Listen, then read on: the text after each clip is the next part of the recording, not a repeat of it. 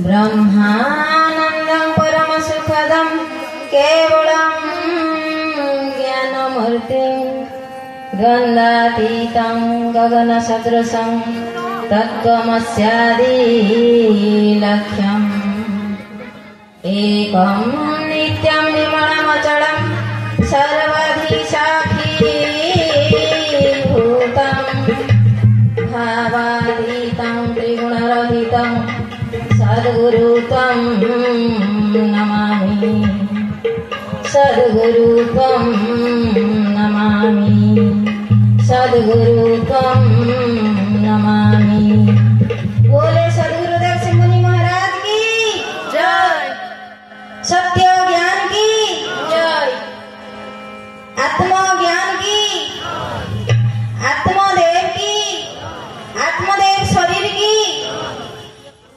परम पूज्य जन्मदाता माता पिता की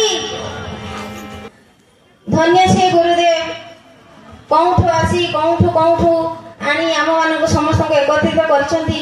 सेथिपाई आउ थरे ई मुनि समाज को एवं मुनि समाज जोगी जगाचार्य मुनि बंधु बांधवी मानकु मोर हार्दिक सप्रेम जयजी। मुनि समाज